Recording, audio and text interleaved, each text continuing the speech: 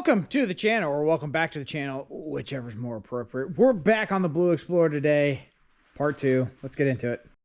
I did some work off camera without ya. Just taking off a bunch of you don't need it. Gas tank, grill, stuff like that, fender. It's time to do some ring and pinion stuff. Now, on the right here, we have the 488 pinion. On the left here is the L373. We need to get this bearing off of here and put it onto there.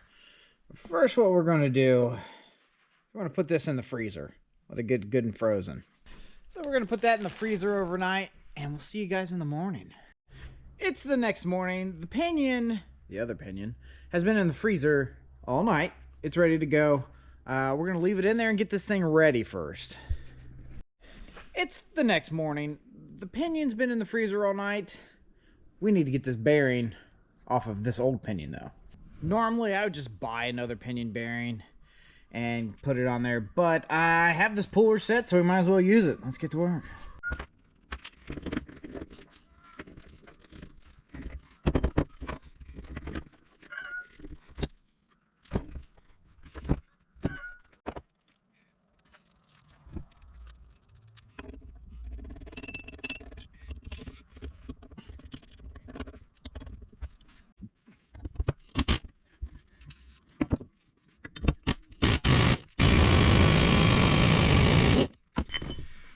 There's our bearing. Now this bearing's got a lot of miles on it, and it's actually still in pretty decent shape. It's dirty for sure, but it's really not that loose. There's no rough spots in it. This is a good bearing. It's fine. Okay, so what we're gonna do here is heat up this bearing, in particular this ring here. That's what we want to expand. While our pinion's frozen, it should contrast, and we shouldn't need a press. Although a press is the right way to do it, but we don't do things the right way around here. Ha!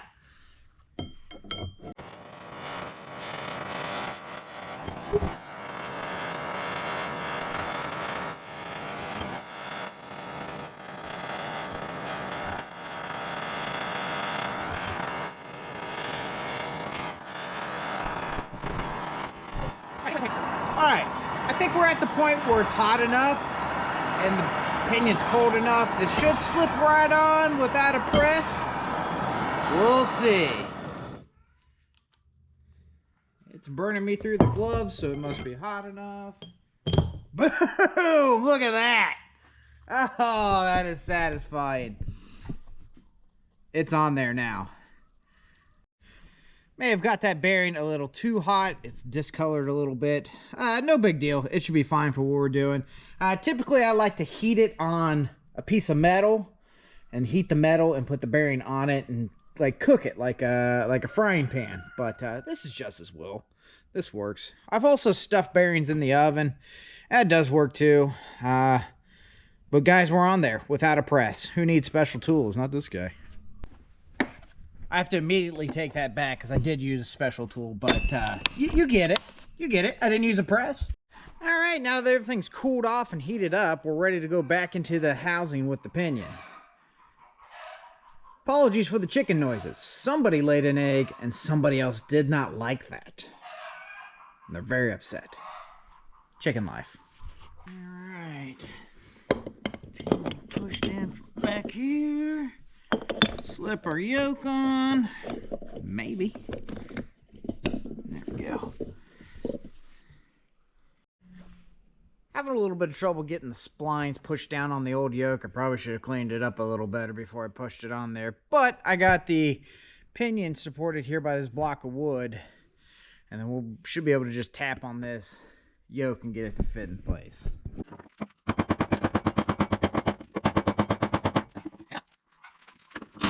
Oh yeah, that did it. That did it. That got us a lot closer, but this thing is still not right. That's way too much play. This way and that way. And you can shake it. It's not seated in there all the way. There's still some more threads to be had. I'm not quite sure why this thing isn't pushing all the way down on the spline.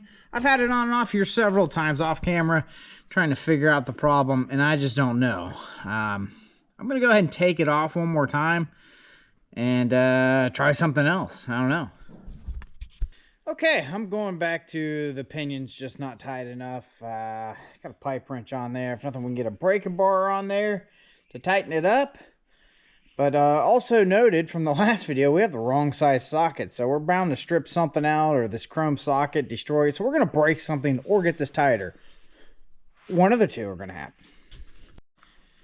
Well, we did that and we dug into our socket and stripped out our socket. That's not surprising. Still kind of fits, but we can't get it any tighter with this socket. This we know. Alright, got the correct socket now. Had to go buy sockets, but let's try it again with extra torque, the correct socket. See if we can get this in here the right way.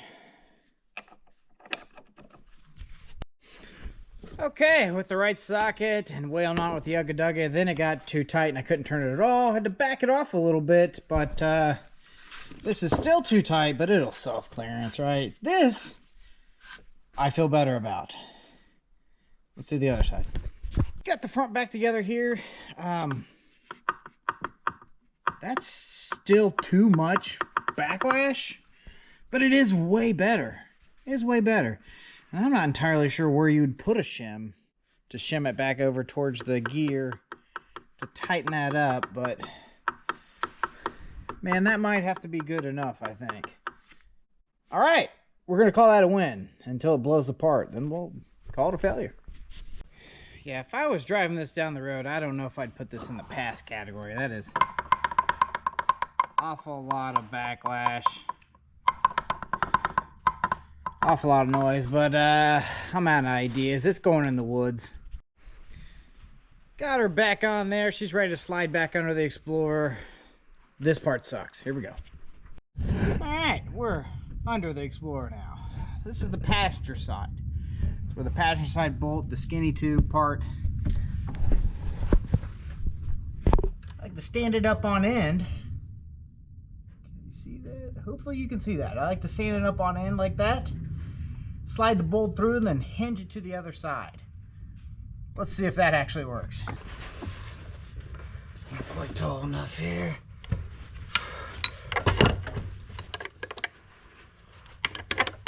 There we go. Alright, that bolt's in. So we're on the other side of this bolt. We're going to sneak this nut on here.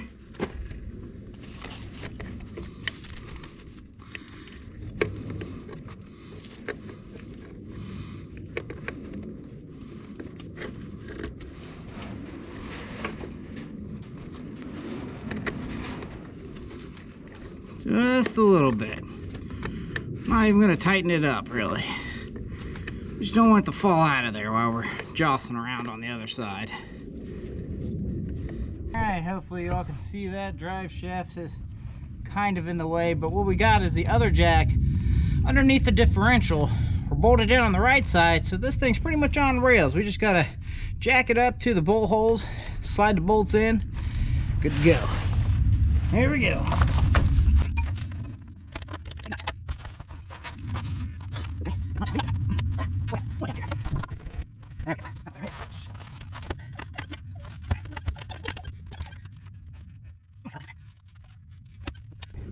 Hopefully you can see like I can see, but that hole is lined up. I just need to stuff a bolt in there, and then we'll be able to do the other one. Bada bing, bada boom. There's the other one. It's hanging in the air there by itself. The little jack's gone, so nothing's holding it but its own bolts. I left them all loose on purpose because, as I mentioned in the last video, that this drive shaft is a bit too long, so this will make it a lot easier to get in with this being able to wiggle out of my way. And the last video I forgot to record this, but I heated this wrench up and bent it just a little bit just so I could get to these tab nuts for these front differentials. So now going back in, it's pre-bent. We're ready to go. It's another beautiful day out. We need to rearrange our junkyard over here. Yeah. With the Bobcat, so I'm going to bring you all along for that trip. We need this white Explorer. Of course, it's buried behind all the other stuff. Here we go.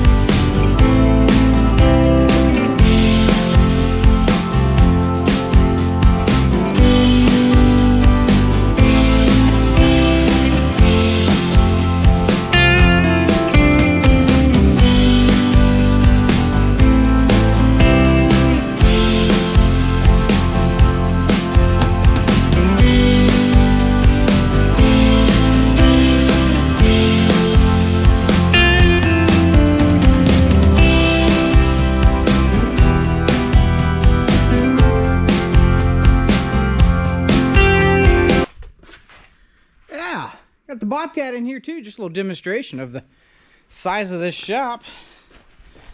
2 Explorers, a bobcat. Look at this. Look at all this extra room here. Park a whole nother Explorer there. Oh man, room for days, guys. Room for days. Even a comfortable space in between. Oh man. It's another beautiful day. We're back here on Old Blue. I did a little bit of work off camera. I got the axles in and a lot of bolts started, but not tight. One problem we're running into, I kind of figured, is it appears these brake hoses are not allowing fluid through. Which would totally explain our roasted brake pads. It's just they allow fluid through to push the brakes in and not to release, and then they just stay on and you burn right through a set of brakes. That's probably how that happened. Well, maybe the calipers are bad and they're just stuck, but it's both sides. Hoses wear out, guys. I'm pretty sure it's the hoses. Now, I guess if the calipers are bad, I can always pull the calipers off that tan Explorer. It's the same stuff, but I've been down this road before. It's probably the hoses. They're not terribly expensive, but it's just when you start twisting them off, you twist the brake line off, and all of a sudden we're doing the whole braking system somehow. But I did contemplate whether putting brakes back on this thing at all. But I do want it to stop. This is my favorite of all the pieces I have out here, so why not make the brakes work, right? Now, I haven't tore down the rear yet, but to be honest with you, if there is a problem in the rear, I'll just cap them off and have front brakes. It's better to have just good front brakes than, you know, a whole system full of leaks. So, at worst case scenario, we'll just have front brakes. No problem, right? This is what's delaying this project right this moment. I really need to get this thing tested. Make sure that front pinion's going to hold up. But for now, I'm going to order some brake hoses. I got everything tightened up in the front end besides the brakes. I'm going to go ahead and stick the camera under there, put it in 4-wheel drive, put it in gear, and see if that pinion doesn't scatter in a million pieces. We'll see. We'll see.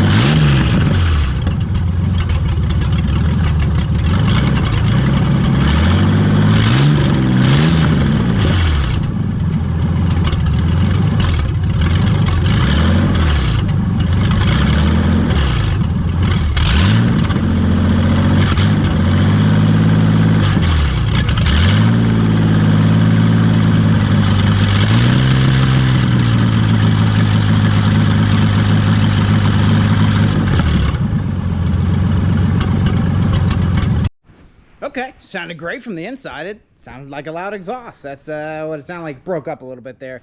I did buy a new mass airflow sensor. It was the cheapest one I could find, but I did buy one. All right, we got the old one out. I mean, I don't know if you can tell, but it's a little dirty. It's supposed to be a clean, sterile environment. Still ran, but not very well. There it is. Nice clean parts on a dirty engine. Let's see if it runs any better.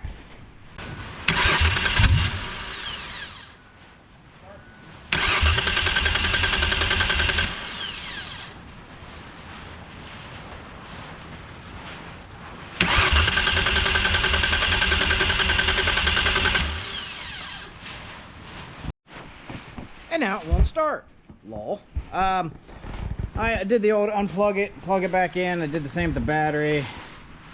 Very loose connection. Let's see if that helps anything.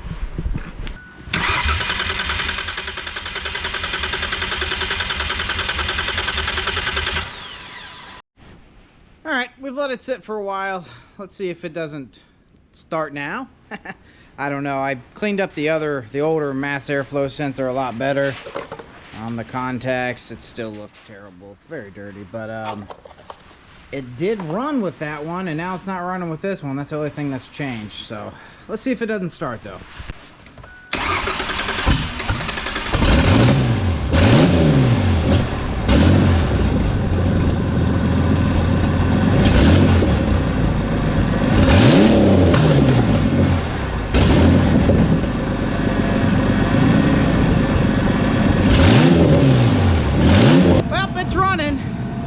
Running great. great. Still has a dead spot in the throttle there. But it really needs a heat cycle, but there's no coolant in it, so better shut it down before it gets too hot. Checked the oil. Oil looks good. Filled it up with the antifreeze up with water. The coolant up with water. I'll get there eventually. But so no apparent leaks except me spilling stuff everywhere, but it's fine. So let's try to run this thing through a heat cycle and see if it doesn't clear up and run a little better.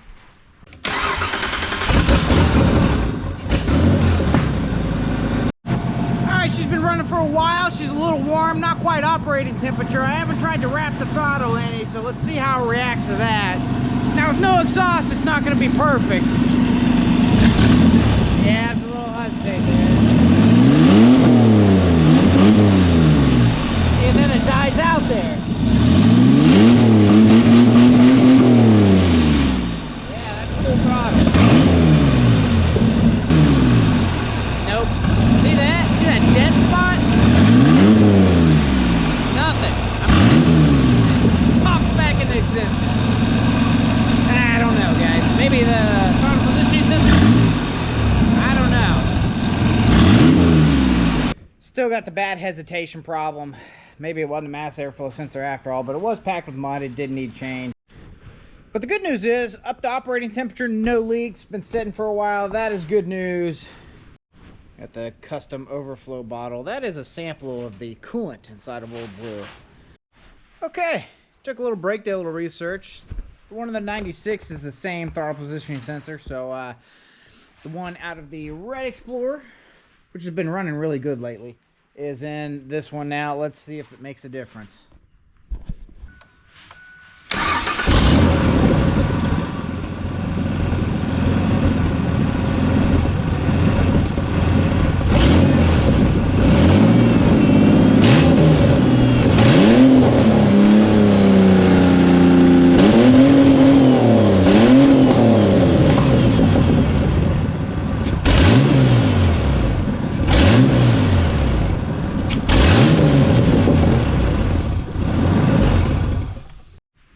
Okay, went and took the throttle positioning sensor off the brown or tan Explorer and put it back on this one. So we should be all good on throttle positioning sensors. Okay, we're back at the brakes. Now before I put the hose on, I didn't actually put the hose on. I heated up the bleeder and cracked it loose.